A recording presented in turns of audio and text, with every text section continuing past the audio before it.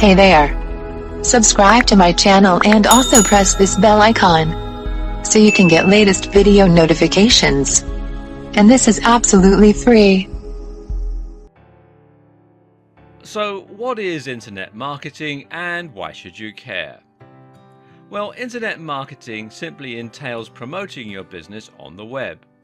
Any marketing activity that is carried out online is considered internet marketing, and that includes search engine optimization, otherwise known as SEO, content marketing, social media marketing, PPC advertising, influencer marketing, press releases, email marketing, and more. These various pillars of internet marketing can each help you to bring more visitors to a website or a blog, and that in turn gives you the opportunity to promote your business and hopefully drive conversion, in other words, turning visitors into customers. What makes internet marketing so effective is that it doesn't have to cost a huge amount to be successful. Now, you can spend an awful lot on SEO and content marketing and thereby try to get your site to the top of Google. But sometimes it just takes one smartly placed link to drive huge amounts of traffic to your site. And if you're willing to put in consistent time and effort, then anyone can build a massive, loyal audience, then thereby become a big influencer in their niche. Thus, internet marketing is the great equalizer. Marketing no longer requires a huge budget. It's now something that you can do just as well as the largest corporations, as long as you're smart with it. Internet marketing has other advantages too. It allows you to actually engage with your audience, for instance. Using social media or running contests means that you're able to interact with the very customers you're trying to obtain and get feedback from them. Then there's the simple fact that the web is capable of reaching such a huge audience, including people from all around the world. If you're selling something with international shipping, then this is by far the best way to reach a global audience. For all these reasons, internet marketing is for everyone. No matter what type of business you're running, you should be able to benefit from internet marketing and find that it can help you to increase your brand visibility, grow your audience, and to make bigger profits. Now, some businesses are only able to exist thanks to internet marketing. These are the entirely online businesses, such as people who sell ebooks. Now, ebooks are digital products with no overheads. By marketing them correctly, it's possible to make huge amounts of sales which will be almost entirely profit.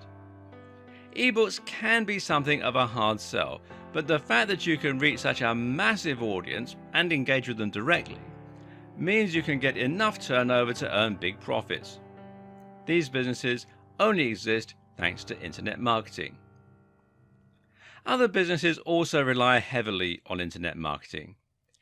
If you sell a service online, such as web design or copywriting, then using internet marketing will allow you to ensure that the maximum number of potential clients see your website and consider hiring your services.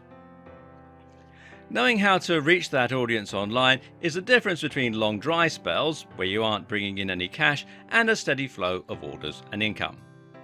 Of course, the same is also true for an e-commerce business, which exists to turn website visitors into paying customers in a similar way. Amazon actually spends over $1 million a day on Google AdWords alone, which shows you just how much the company values its internet marketing. But it's not just online businesses that can benefit from internet marketing. Big brands like Coca-Cola, Red Bull, Marvel, Ford, Best Buy, they all spend huge amounts on internet marketing because they know that it is now more effective than spending that same money on print media or television. And the same goes for small businesses like hairdressers, restaurants and high street stores, and sole traders like plumbers, builders and lawyers. As we will see, anyone can benefit from internet marketing, and it is the single most efficient way to increase footfall for your company. The only thing holding most people back, of course, is the simple fact that they don't know how to go about internet marketing. They don't understand how SEO works, they're not sure how to reach influencers, and they find social media awkward. If you find yourself in that situation, then don't worry. This video series is going to teach you everything you need to know in order to develop any kind of internet marketing campaign with confidence. Best of all, we'll help you to learn to create smart internet marketing campaigns, the kinds that get maximum results with the least amount of cash and time. We just said that Amazon spends $1 million a day on AdWords, and that might make you wonder how on earth you're supposed to compete. The answer? Well, you're not. Our aim is not to take on huge corporations head to head, but rather to find the path of least resistance, to identify those corners of the web where lots of potential customers are waiting and no one is currently marketing to them. You're going to learn how to do that and much more over the course of this series. Specifically, you'll learn how to choose a niche and find your audience, how to create a stunning website in no time at all, how to drive conversions so that visitors equal customers, how to climb the ranks of Google using smart SEO, how to provide value through a blog and become a thought leader in your industry, how to build and run a mailing list, how to create a thriving and popular social media channel, how to write stunning articles and killer sales scripts, how to use press releases, video sales letters, sales pages, and other tools, how to work with other internet marketers, how to create your online business, and a whole lot more. So let's get down to it. And we'll do that in the next video. As we saw in the last video, internet marketing is for everyone and can apply to many different types of businesses. For the purposes of these videos though, we're going to broadly categorize viewers into two groups. Those with an existing business they want to promote, and those wanting to set up an online business or make money directly through internet marketing. And for now, we're going to concentrate on the second group. If you already have a business, this is still worth watching, but if you're in a rush to get to the good stuff, fast forward to the section on website creation. If your plan is to build an entirely online business and to make money either directly from a blog or perhaps by selling digital products, then the first thing you need to do is to choose a niche, or niche as some people pronounce it. The term niche in this context essentially refers to a subject matter, an industry, and an audience. In other words, a niche can be health or it can be knitting. This is what your blog is going to be about, it's what the products you sell should be about, and it will determine precisely who your business is marketed at. Choosing your niche is one of the most important steps in creating a successful online business. And the reason for this is that it will directly impact the amount of competition as well as the size of your audience. So if your subject is health, then you're going to be going up against millions of other websites, and this is going to make your life very difficult indeed. When you write a blog post on how to get abs, it's going to be incredibly difficult to get that to the top of Google, seeing as there are so many other blog posts on getting abs. Likewise, if you post in a fitness forum and mention your ebook, it's not going to stand out or be interesting because there are so many others. Conversely though, you also need to avoid choosing a niche that is too narrow. If the niche you chose is earwigs as pets, then it will only be a matter of time before you've marketed to the majority of that audience and there's no one left to buy from you. Another important consideration when choosing a niche is what you can offer the audience and how much they are likely to spend. When creating a product, it's always useful to think in terms of the value proposition. Now, this basically refers to what your product is offering to the buyer and what gives it its value, which should be much greater than the face value. When you sell an ebook on getting fit, for example, The value proposition comes from the fact that your buyer will hopefully be much fitter after reading your book and applying the knowledge that they learn. So you're not really selling a book at all, but rather a sexy toned body. You're selling confidence, you're selling energy first thing in the morning, and you're selling physical attractiveness to the opposite sex. And people are willing to pay for a lot of things, meaning that you can afford to charge more for your ebook. On the other hand, if you have a book on cats, then you can only charge people for learning a bit more about their pets, which isn't something people are willing to pay as much for. It's also important to have a very clear target audience in mind. Draw up a buyer persona and think about the exact kind of person who will be interested in your product. Do they have enough disposable income? And do you know where you can reach them in order to market your product? If all that sounds a bit confusing, then the best way to pick a niche is often to find a very big and popular niche with a strong value proposition, and we're talking things like fitness, finance, business, dating, and so on. And then to narrow down to find a specific section within that niche. So, for example, you might have fitness for the over 50s, fitness for nerds, and as a sidebar, nerdfitness.com is a highly popular website. You could have fitness for X condition, whatever you want to put in. Fitness for martial artists, online businesses for students, making money online for stay-at-home mums. The list just goes on. And try and think of something that is as original as possible, while at the same time making sure that there's a big audience there and that you can solve a specific need.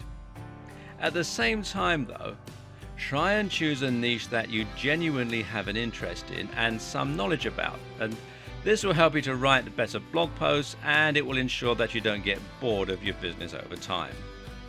And this is actually one of the most important tips, so don't be motivated by money alone, or you're likely to find your business lacks staying power. Finally, think about any connections you might already have and any contacts. If you happen to know the editor of Gardening Magazine, then creating a business in the gardening niche just makes sense. Likewise, if you're a prominent member of a big forum dealing with health, then this is a very logical niche to choose, as you'll be able to post about your blog there and hopefully get a big reaction. In short, try to have an entire business plan ready before you even begin writing. Know your strategy, know your end game, and let your niche dictate all that. The next thing you need to do is to create a stunning website. Now, this is highly important, as your website is what's going to create the first impressions for your visitors and give them the confidence to buy from you. Now, this makes all the difference. Think about your own experience, whether you're looking online for a place to eat, for a specific product to buy, or a blog to read. If the website is well designed, then the chances are that you'll feel comfortable there. If the font is large and crisp, then it will be pleasant for people to read. If the logo is well designed and high definition, then it will create trust for your brand. If the navigation is simple and fluid, then visitors will be able to find their way around the site. And if the Buy Now button looks official and secure, then people will be much more comfortable entering their payment details. How many times have you loaded up a website to get some information or to order food, only to be immediately put off by the dated design and leave? Now, don't let this be the experience that your visitors have of your website. Make sure that it looks clean and professional, and don't accept anything that is less impressive than the very top players in your niche. If you want to be taken seriously, then that is what it takes. So, how do you go about creating such a website? Well, the good news is that these days it's very easy with WordPress. WordPress is, of course, a content management system and site building tool. You install it on your server, and this is usually available through the tools provided by your hosting provider, or you can download the files from here at wordpress.org. Be sure to come to wordpress.org, not wordpress.com. Wordpress.com is where they host the site for you. And then you'll be able to log into a backend and choose a theme and layout while adding posts and features easily. And WordPress is by far the most popular tool today for building websites, and it powers many of the biggest brands on the net. For example, some of the BBC websites run on WordPress, as do the blogs that Forbes magazine hosts, and Wired also is run by WordPress. And it's free, and it has a huge number of different features. It has support from a massive online community and nearly endless customizability. In other words, there really is no reason not to use WordPress. It's a tried and tested commodity, and it makes things quicker and faster for you while still resulting in a highly professional looking end product.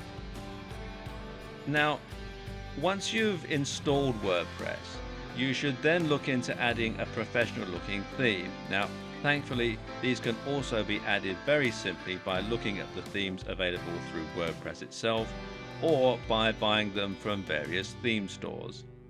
And a good one is themeforest.net, and you can see here they've got, at the time of making this video, 31,056 website templates and themes, and as you can see here, prices start at around $2, so it's well worth a visit. A professional looking theme with good customization options will generally set you back about $40, and this is a very worthwhile investment as it can make your site considerably more professional looking, help it to stay responsive so that it fits the size of the display that it's being viewed on, and generally ensure that it's polished and able to compete with those top players. You also need a great logo, which will help you to brand your business and will give you more marketing options. A good logo needs to be unique, it needs to encapsulate what your business is all about, trying to communicate the value proposition if you can, and it needs to be crisp and high definition to look professional. If you create your logo yourself, then it's very important that you use vector files via software like Adobe Illustrator in order to make it look the part. Better yet, outsource this job to someone else. Consider using 99 Designs, which is 99designs.com, or if you're in the UK like me, it'll redirect you to 99designs.co.uk, or perhaps Fiverr, which is Fiverr with 2Rs.com. There are many different aspects to good internet marketing, which include SEO, press releases, social media marketing, influencer marketing, and more. Once upon a time, internet marketing could mean simply picking one of these facets, such as SEO, and then trying to spam it until a site got to the top of Google and started getting thousands of views. Today, though, this method just doesn't work, and in fact is much more likely to get you penalized by Google. Today, the only way to succeed online is by delivering quality, and the best way to do that is by updating your blog regularly. This is the central tenet of content marketing, and as you'll see, content marketing can provide the backbone of your entire digital marketing strategy. So, just what is content marketing? Well, essentially, content marketing means that you're going to promote your website via content, and you're going to use this to bring more people to your website and get them to engage with your brand. People are not going to visit your website or blog out of the goodness of their heart. They will go there because they're looking for something, and that something will normally be content. People use the web to find information, for entertainment or for news, all of which means content. Your core strategy is going to be publishing content on a blog regularly and using this as a way to gradually bring in more and more visitors. Eventually, this should allow you to establish trust and authority within your niche and build up a big following of regular readers who want to find your content. Your content is also what you're going to use to succeed in the various other types of internet marketing. Over the next few videos, you'll see how content is essential for SEO as well as for social media. And that's because content is what people are searching for on Google, and it's what you will mainly share on social media. But the aim is not to bring people to your site in the short term to make sales. Rather, your aim is to get people to subscribe to your site, to bookmark it, and to read it regularly. The way this works is simple. First, a visitor finds your site on Google or via a social media post. The article looks and sounds interesting. They read it and hopefully they have a good experience. But that's not going to lead to a sale, and it's not going to lead to a subscriber in most cases. Rather, they will just make a mental note that your site was reliable and interesting, and so if they see a post from you again on their travels, they will be more likely to read it next time. It's important that your branding and web design is strong, and this will ensure that they recognize the fact that they're returning to a website that they've already been to once before. Eventually, you'll get to the point where they have a question and they decide to turn to you for advice. They know you're reliable. They know they enjoy the way that you write, and so it makes sense that they'll seek you out when they want to know something. At this point, you have their trust, and it will be much easier for you to persuade them to make a purchase or to read your site regularly. Eventually, they'll become regular subscribers and they'll start actively looking into whatever you're posting next. This will mean you have a captive audience, and the next time you want to sell a product, you'll be able to. And no, this strategy is not just for online businesses or ebooks. This strategy can likewise work for a high street store or a hairdressing company. It's all about getting more people to read your content regularly so that you have built that audience and that trust. Of course, some internet marketing strategies might rely less on content marketing than others, but this is an activity that every business should be engaged in. And it all revolves around providing value for free. That may sound great, but the next question is, how are you going to go about doing this? How do you go about adding content to your site that is so exciting that people will want to read your site on a daily basis, especially if you aren't a writer naturally? Well, the first thing is to understand the type of content that gets read and the type of content that gets shared. And a clue here lies in a term that is generally looked down upon by the community: clickbait.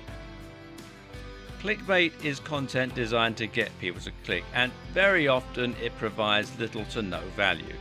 You'll probably have seen this type of content on Facebook, and these are posts with titles like "You'll never believe what happens next" or "Top 10 X, number 7 will shock you."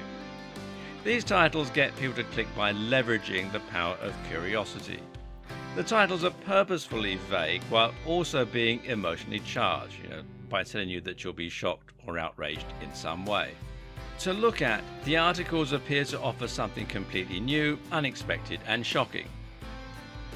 Unfortunately, when we click on the links, very often we're met with something rather disappointing, and the reality fails to live up to the hype. Now, I'm not about to tell you to write clickbait content. But what I am going to do is to tell you to write content that is similarly shocking and interesting. What you must absolutely avoid are titles like 10 Great Ab Exercises or SEO for Beginners. These titles are contrived. We've all heard similar things countless times before, and they just fail to stand out or to look exciting. Your aim is to write something as intriguing and as shocking as a clickbait title, but then to actually deliver on the promise by making sure that the reality is every bit as impressive as what you were promising in the title. So instead of 10 great ab exercises, how about what happens if you do 100 sit-ups every night? Or anatomy of your abs, the ab muscles you didn't know you had and how to train them. Instead of SEO for beginners, how about the psychological impact of making $$ online, or how I make $200 a day from a site I built last year?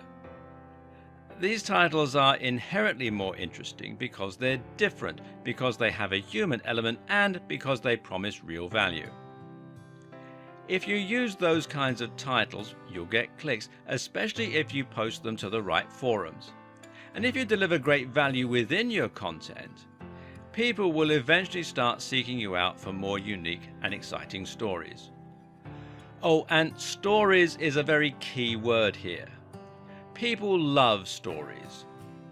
Giving any post a narrative structure, in other words, structuring like a story, and talking about real people who've been affected by your advice is one of the best ways to ensure that people will want to read your content. Some other tips: space out your content well and avoid large chunks of text. Use lots of highly descriptive headings that will inform your readers as to what each chapter is about.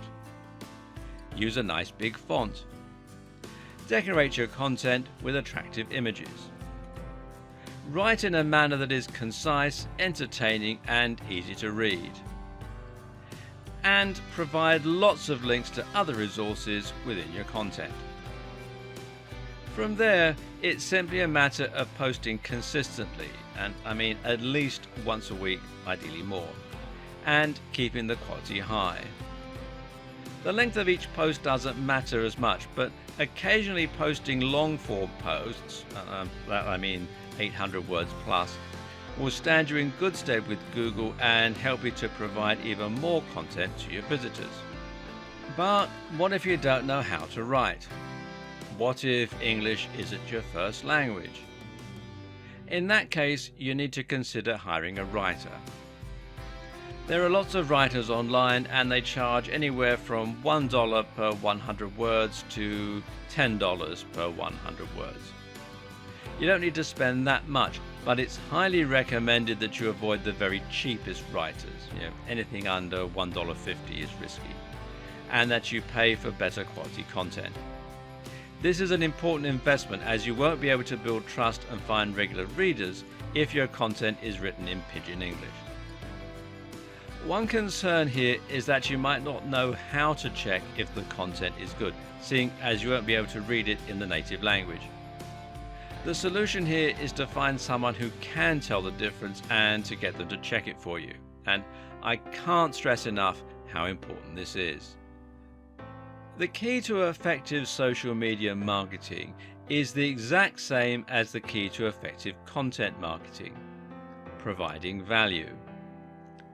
Unfortunately, this is something that a huge number of businesses have absolutely no idea how to do, and that results in some very poorly managed social media. Take a look at the social media pages of your typical local B2B companies, and you'll find that they tend to post some rather uninspiring and vapid statuses and posts. You'll see things like, "Find out why our content management solution is the best in the business," and "Order our EPOS system today and start serving your customers better." Well, this is nothing but blatant self-promotion, and not even interesting self-promotion.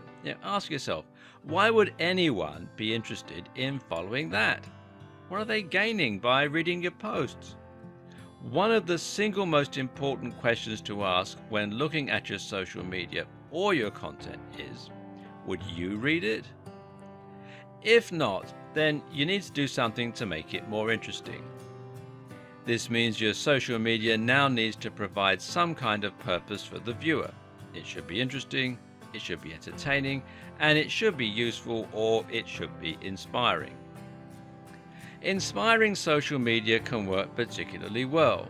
Take a look at Instagram and you'll find lots of accounts filled with people wearing stunning clothes, posing to show off their rippling muscles, or even just showing off their wealthy lifestyle. Then there are the travel accounts with lots of pictures of beautiful mountain ranges and sunsets. Why do these work? Well, because people see those channels and feel inspired. They live vicariously through them and enjoy daydreaming about having a life like that.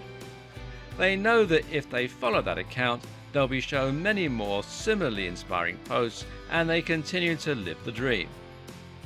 And guess what? When you then promote a piece of clothing or an ebook on how to get fit, they listen. Examples of popular Facebook pages are things like IFL Science, which posts links to articles with some really eye-catching titles and gets tons of likes and tons of shares as a result.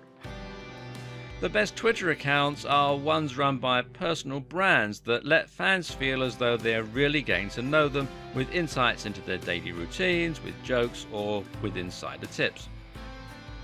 Want to make a splash on Pinterest? Then how about creating a board to show off life hacks, or to demonstrate great outfit choices, or workout inspiration? The aim again is to provide real value, and the way to know if you're doing this well is to ask yourself, would people be disappointed if you stopped posting to your account? Not just your blog, but your social media channels. Your social media needs to be able to stand on its own 2 feet and be something people enjoy in its own right. That's how you gain followers and shares, and it's how you get people to visit your site and buy your products. Once again, from there, the key is to post regularly and to be consistently on topic. Don't create a blog on fitness, but continuously post on social media about your love of gardening, or people will get tired and leave. How frequently should this be? Well, ideally, the more frequently you post, the better. Several times a day is generally recommended, especially since the likes of Facebook will only show each post to a small percentage of your followers.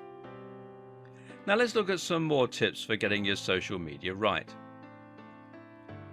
One thing you might be wondering is how you can provide this kind of entertaining, engaging value when you run a website about life insurance. What could you possibly do on Instagram or Pinterest that would be appropriate?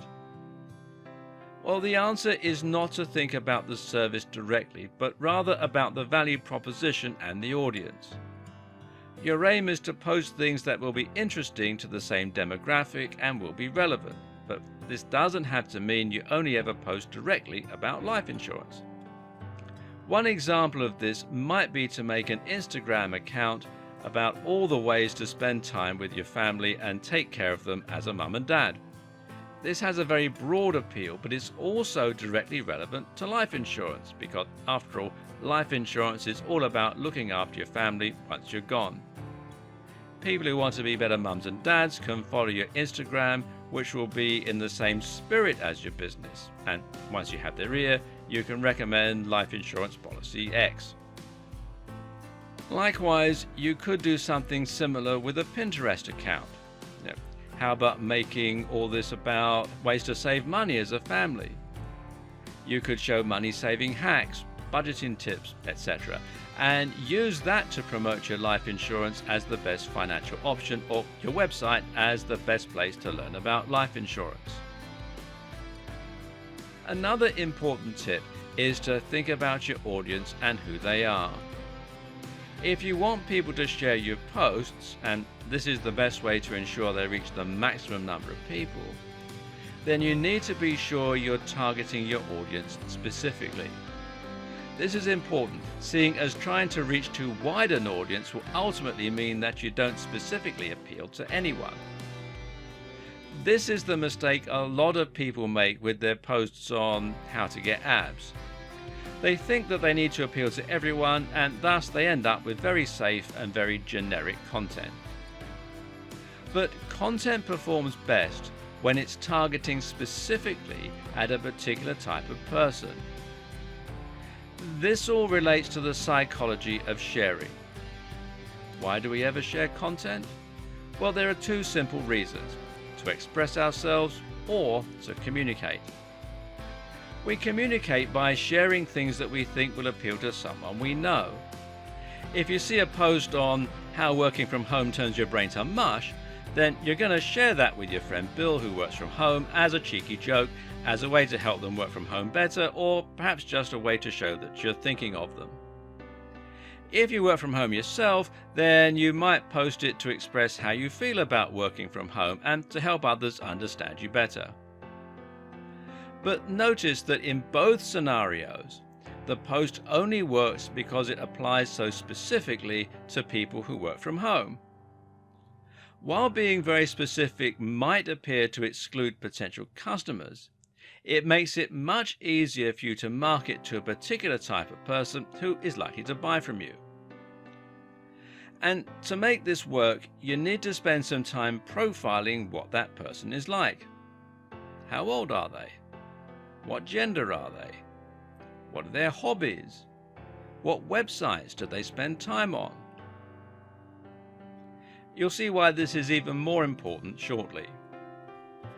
Once you've decided how you're going to provide value through sharing your blog posts or by posting images, you'll then need to make sure you have a strong brand that will have some good visibility and tie your social media channels neatly to your website. It's important that when someone sees a post from you, they know it's from the same website that they saw the other day.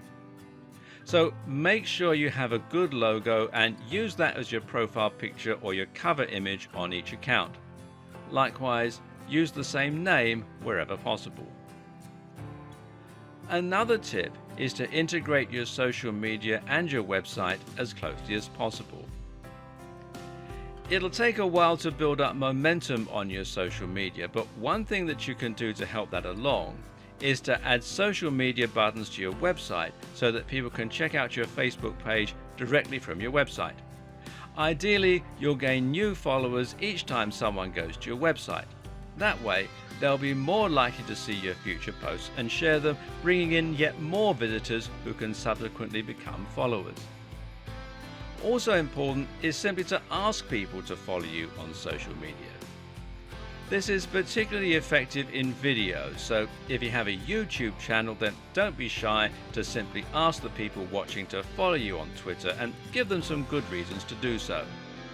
Similarly, at the end of a blog post, why not just ask your readers to share the post with their friends using the handy sharing buttons that you provide.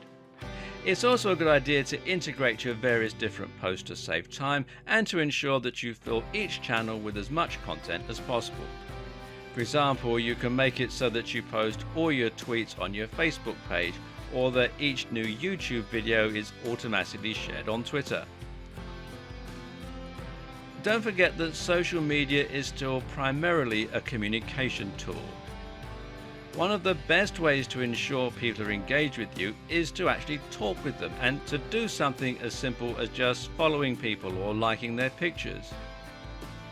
If you've ever used Instagram, then you'll be familiar with how pleasing it is that someone has started following you, especially if they look like a professional brand. Likewise, it's great when they comment and say, "Nice pic." This will motivate you to check out their channel and, in many cases, to follow it. So just spend some time posting, and of course, be sure to actually respond to people. Running contests and surveying your audience can also be a very good way to increase engagement and to get a better idea of what your followers want to see from you. A good example of a contest is to award a follower with a free gift if you get over X number of likes. This can help you to build more shares and likes, as well as being a great way to thank your fans. Now it's time to look at one of the biggest pillars of internet marketing of all, SEO. SEO is search engine optimization, and this basically means that you're trying to get your website to show up in the search results.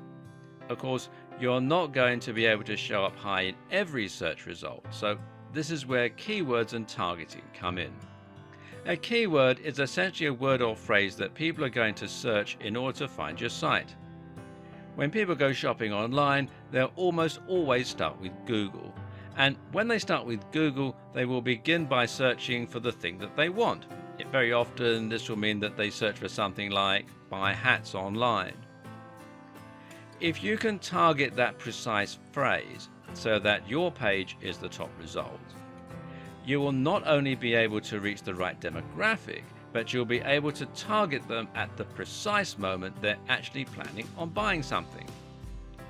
The same thing happens when someone looks for information. They might search for how to lose weight after Christmas, or they might search for fitness articles. Again, you can bring more people to your site, and that way hopefully create more loyal followers simply by making sure your pages come up as top results for those terms. So SEO has the huge advantage of being highly targeted and allowing you to reach anyone rather than just people who are your followers or who are part of the same network as your followers. The only problem is that SEO is also arguably more complicated than the other forms of marketing we've looked at so far. It's never guaranteed. That is to say, you can spend years doing SEO or pay the very biggest SEO service in the world and still not see any improvements. Let's take a look at why that is and how to give yourself the best chance of success. In order to get to the top of Google, the aim is to try and understand how Google works, how Google decides which sites are worthwhile, and how you can manipulate those factors in order to move your site to the top. Google works using spiders or robots. These are small programs that search the web by following from one link to the next. Each time they find a new website, they add it to a giant index and will assess the subject matter and the quality of the site by looking at who is linking to the page, how the page is laid out, and what the subject of the content appears to be. If we knew precisely how Google's algorithm worked, then we could get to the top of the search results with guaranteed certainty. As we don't know this though, all we can do is make educated guesses and hope that these get us to the top of Google. When Google first became the dominant search engine, the algorithm was fairly straightforward and was generally quite well understood by marketers. Back then we knew that Google found sites by following links on sites already in the index. Google thought of a link as testimony. The more people link into your site, the better your site must be. Google attempted to match search terms with the content on your pages.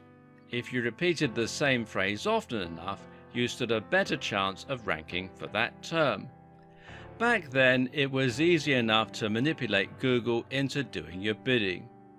All you had to do was to create a website with lots and lots of content, repeat the same keywords over and over again, and get lots of other sites to link to you. It was literally a matter of whoever worked the fastest could get to the top of Google the quickest. Unfortunately though, this also led to some very bad practices. People would stuff keywords into their text, repeating the same few phrases over and over again. People would pay for links. People would steal content and spin it, swap words for synonyms, and generally Google's results started to become dominated by spam. So Google clamped down and introduced some smarter rules and algorithms. These updates to its system were known as Penguin and Panda and really shook up the internet marketing community. Now Google is much smarter when it comes to looking for content and now values quality over quantity to a large degree.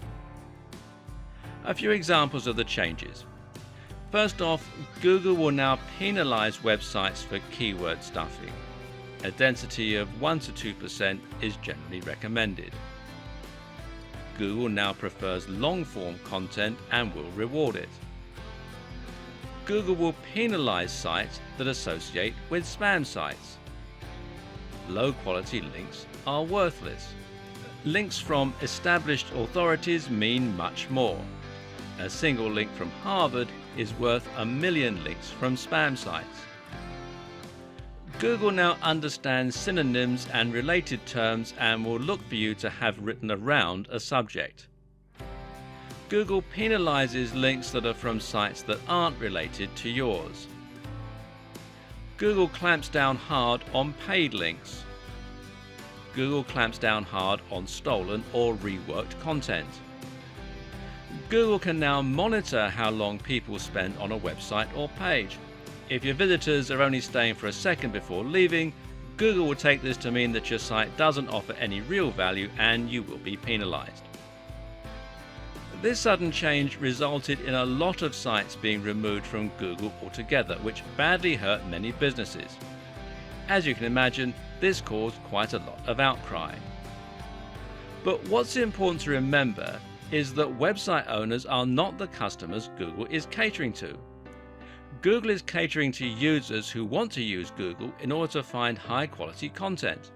Thus, Google's main and only objective is to ensure that the content it shares is relevant and interesting to the people searching for it. So, what's the best way to handle good SEO? Simple. make sure you are providing great, relevant content. When you do this, you are aligning yourself with Google's goals. Therefore, every change Google makes will ultimately help more people to find your site. Meanwhile, the sites that try to spam Google or trick it will only be damaged each time that Google has an update. So, with all that said, how do you go about carrying out SEO for your site in this day and age? We'll cover that in part 2. With what we covered in the last video, you may be wondering whether it really is possible to get your site ranked now. How do you go about carrying out SEO for your site in this day and age? Well, let's take a look at some modern SEO practices. The first thing to do is to fill your site with as much relevant content as possible. Notice how SEO and content marketing naturally go hand in hand already? Again, this content should be long form, at least occasionally, and should contain links to other sites. Again, the same things that make your content high quality for your readers are the things that Google wants to see. Do some keyword research to find what people are searching for and what you should try to target to get the ideal traffic to your site. You can find the volume of people searching for specific terms by using Google's Keyword Planner. Come here to adwords.google.com/keyword planner and then sign in using your Google ID. It's all very straightforward. Try to make sure that the terms you search for aren't too competitive, however. Otherwise, you can end up going against too many other sites and giving yourself an impossible task. As mentioned earlier, Google just doesn't like you to keep repeating the same key phrase over and over. Instead, the objective is to lace it into the content a few times as naturally as possible, while also including synonyms and related terminology. This should happen naturally and it should never distract the reader. From here, you can go about building links from high-quality, relevant sites. These are certain sites that Google already trusts, and you can spot these by looking at which ones are already at the top of Google and which ones are featured in Google News. Google also likes big recognized brands, and it likes .edu and .org domains. While it might be hard to get links from those sites, you can think of this a bit like degrees of separation. In other words, if you can't get a link from Harvard University, look for a site that does have a link from Harvard and see if you can't get a link from them. One of the best strategies you can use to build links is something called guest posting. Here, you're essentially going to contact big blogs and offer to write content for them for free. This content needs to be relevant and high quality, so they will be tempted to go ahead and publish it. Rather than charging for your writing, what you then do is make it part of the deal that you will get a link back to your website within the body of the text. One way to avoid going head-to-head with the biggest players in your niche is to focus on local SEO. Local SEO is simply SEO that places local keywords front and center. So if you live in Santa Monica and you run a hairdresser, then you would try to rank for Santa Monica hairdresser, and you would build links from other local companies. It's much easier to become number one for a specific search term like this. Even if you're running an international business, it can be a good idea to start local and then branch out once you've built a local momentum. Lastly, a few things that can help to keep you in Google's good books. Avoid anything that looks spammy or manipulative. Try to avoid patterns and encourage your visitors to share your links online. That's what Google really likes to see, sites with lots of links on the strength of their quality. One way to do this is to write link bait. This is content that is so useful, so interesting, or so shocking that other people want to link to it and include it in their debates or share it with friends. When creating your links, avoid trying to use only your keywords in the anchor text. Sometimes the best anchor is just click here or this article. Again, it looks more organic and natural and means Google won't think that you're paying for your links. Now, don't try and trick Google. Just create high quality content for your readers while keeping Google's algorithms in the back of your mind.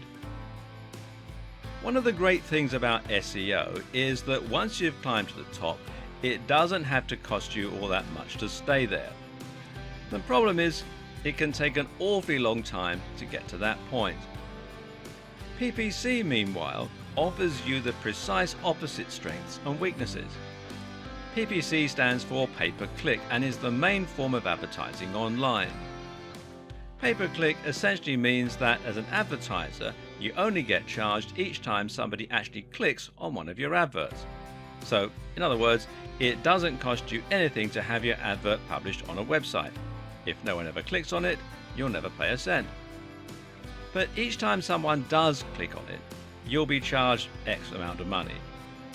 This has a lot of handy advantages, as do many of the other features of PPC. So let's dive in and take a closer look. So how much exactly do you pay for each click? And where will your ads show? What's the best way to make the most money from it? Well, essentially, you get to decide precisely how much you want to pay for each click.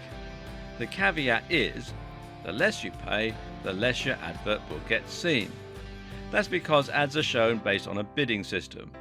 Whenever a space becomes live, all of the relevant ads will be compared and the one that pays the highest will get shown. That means you can get clicks for 1 cent if you're in a niche with zero competition, but for a much more competitive industry, you can end up paying as much as $5 per click.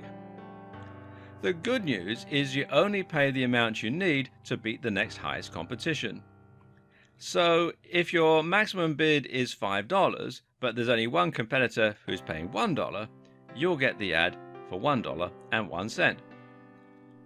As well as setting how much you're willing to pay, which is known as your minimum bid, you can also set how much you're willing to pay per week or per month. This is your budget, and by setting this, you can ensure that you never spend more cash than you have. The great thing about this system is it means you can actually guarantee ROI for your business. You do this by calculating how much it's going to cost you to bring each new visitor to your site, which will be equal to your CPC, or cost per click. You then look at your conversion rate, in other words, what percentage of new visitors become paying customers, and then you compare these numbers. So if 1 in every 100 visitors buys something from you, in other words, a 1% conversion rate, and your product earns you $50 per sale, that means each visitor is worth $50 divided by 100, or 50 cents. As long as you're paying less than that per click, you should earn profit from the campaign. This also means you'll need a daily budget of a certain amount in order to see daily returns. There is another great benefit to PPC advertising too. It allows you to target specific types of visitors very precisely. Targeting means ensuring only people you really want to see your ads will see them, and that can prevent you from wasting money advertising to people who won't be interested in buying from you. If you're selling skateboards to skaters, you should find your conversion rate goes up significantly versus trying to sell pens to skaters. So, how does all this work? Well, there are two main PPC programs out there at the moment. These are Facebook ads and Google AdWords. There are some others, but they aren't so big. Google AdWords show ads on search terms, and in that way it works just like SEO. Your aim here is to make sure that you're paying for your ads to show up on search terms with enough viewers and that are targeted to your precise audience. You can do this using local search terms again, or you can do it by using search terms that specifically relate to your niche. And you can see the ads are here at the top where it says ad. Quite often they'll also have them down here on the right hand side in a search result as well. Now, Facebook ads, on the other hand, gives you even more targeting options.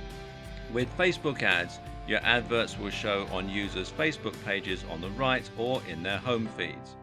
You can then ensure that people only see the ads if they are the right age and sex, or if they have the right hobbies and interests, or have the right income, and if they're in the right location. Google has the advantage of showing ads to people who are currently searching for services and products, whereas Facebook ads can be interruptive. You can even use Google AdWords as a way to test whether certain keywords are worth pursuing with your SEO.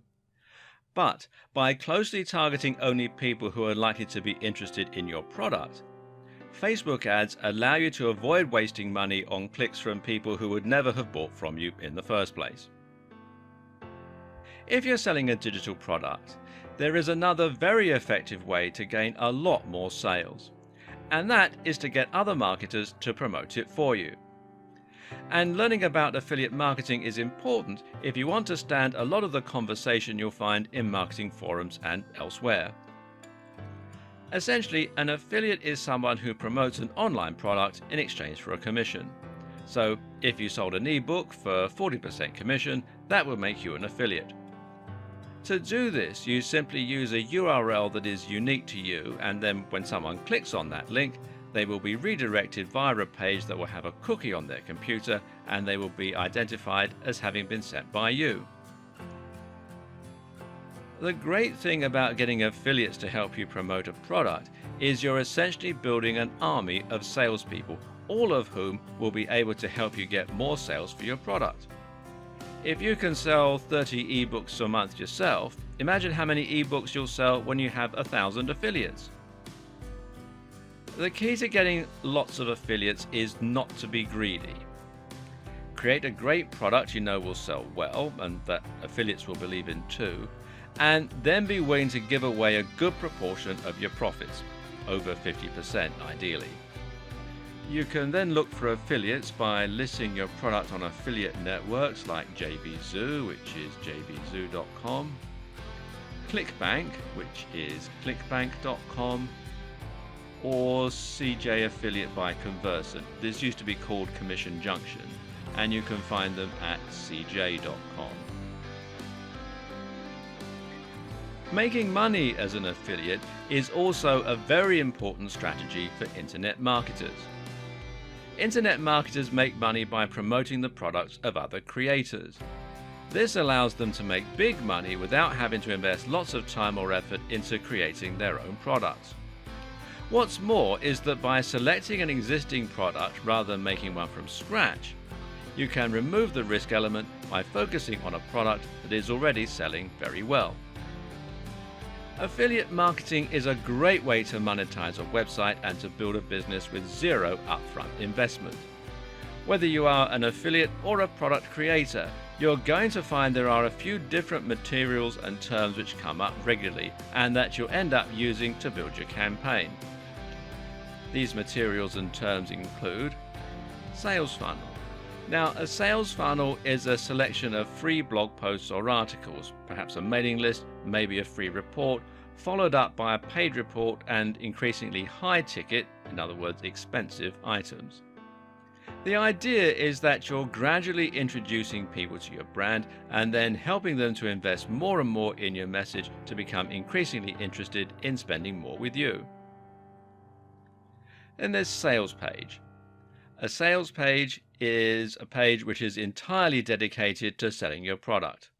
That means there will be no external links, no distracting content or images, just one sales script designed to promote the product and make it sound highly desirable. This will be interspersed with buy now buttons and will use persuasive writing. Then there's free report. And a free report is a small excerpt or example of your sales funnel. There's VSL, and VSL is a video sales letter. This is a spoken script that works like sales copy to engage the visitor and get them to buy. And finally, there are squeeze page and email swipes. Now, email swipes are ready-made marketing messages. We'll look a little more at how a squeeze page and mailing list work together in a moment. As a marketer, you can either create these materials yourself, get them free when you sign up as an affiliate, or use other strategies to promote the products. Either way though, understanding these terms is going to come in very handy when you're learning about internet marketing. It's worth understanding this concept as, like I said, it comes up a lot in forums and online communities. In fact, for many people, internet marketing and affiliate marketing are somewhat inseparable. You'll find this when you check out sites like Black Hat World, which is blackhatworld.com, and the Warrior Forum, which is warriorforum.com. These are forums where internet marketers can discuss ideas and tips with one another, as well as finding opportunities, business partners, clients, and services. The Warrior Forum even has its own affiliate network. Spending some time on these forums is a very good way to get acquainted with the world of internet marketing and all it entails. You'll also find a ton of good advice, as well as being able to hire writers, SEO companies, web designers, and other professionals to help you get your campaign up and running. Here, you will often find lots of people selling link building services, but you should be wary of these as the links are often low quality. Spend some time here though, learn the ropes and find out what it really means to be an internet marketer.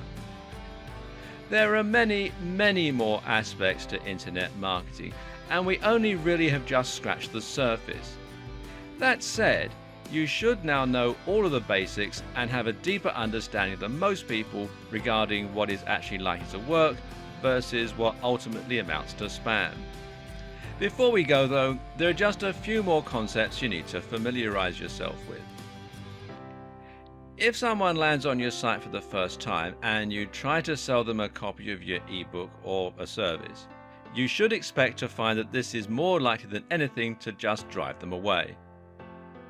Think of it a little bit like asking for someone's number before they've even had a chance to get to know you. Much more successful is to spend some time establishing trust and familiarity, but you do need to ensure that they come back in order to do that. And this is where a mailing list comes in. It gives you a way to contact your visitors directly and, more importantly, it represents permission to message them. Your objective then is to ensure your members actually keep reading your mailing list rather than ignoring your messages. In order to do that, you need to ensure that you are, you guessed it, providing value. Emails can be lessons, they can be exclusive updates, or they can be full articles. Just make sure that they are providing value. In order to start collecting emails and sending them out, you'll need a tool called an autoresponder. This is what will enable you to create forms as well as letting you manage new subscribers, people who want to leave your list, etc. etc. Good examples of autoresponder services include Aweber, which you can find here at aweber.com, GetResponse, which is getresponse.co.uk in the UK and getresponse.com everywhere else, and MailChimp.com. Don't ignore this aspect of your marketing. Many gurus suggest that this is the most effective tool in your arsenal. Press releases are short documents you send out to big bloggers and websites. The idea is to make your website or your product sound like news so that they will consider writing about it. The mistake a lot of marketers make is to think they can just promote their product, and that the news outlet is going to be happy to write about it and essentially provide them with free exposure. Now, this is not how it works. Like you, magazines and websites are predominantly interested in providing value to their readers, so they'll only tell you a story if it's genuinely interesting or exciting. So ask yourself, how can you make your brand something people will be interested in reading about? A publicity stunt is one answer, doing something completely unique is another. Rather than targeting big blogs though, why not consider targeting the smaller influencers? These are individual bloggers, YouTubers, social media stars and the like who have thousands or even millions of followers. If you can convince them to give you a shout out, you can sponsor them to do this, give them something for free or exchange favors, then that can give you instant access to a gigantic audience and potentially transform your business overnight. Finally, no matter what strategies you're using in your internet marketing campaign, it is absolutely essential that you are regularly checking your stats and analytics to ensure that you're actually making progress. Look at how many visitors you're getting daily, look at which activities are bringing you the most customers, and use this information to hone and improve your campaign over time. There are several different tools that you can use to do all this, but by far the most popular and capable is Google Analytics. If you're serious about internet marketing, then the two of you need to get acquainted. This video series has thrown a lot of information at you all at once, and there's still more to learn. Unfortunately, that's the nature of the beast. Internet marketing is a huge subject and you will never have learned everything. Moreover, it's also a subject that is continually changing and evolving, so you'll never know absolutely everything that there is to know. But what this series has hopefully done is to A, give you a solid foundation of knowledge to get started, and B, help you to make some smart decisions and avoid some of the biggest mistakes that new marketers make. The biggest lesson I want you to take home from all this is that you should work smart, not hard. Now that doesn't mean that you're going to be putting out a load of dross though, far from it. The key to getting easy wins is to create things people actually want to see and want to share. Content Google wants its users to find, and content will build trust and authority with your followers. This means writing about subjects you're passionate about, and it means bringing something genuinely different and unique to the table, and it means creating a stunning website with glorious images and a strong brand. Good SEO and good marketing means telling amazing stories and creating amazing content. And I wish you every success. Hey there! Subscribe to my channel and also press this bell icon so you can get latest video notifications. And this is absolutely free.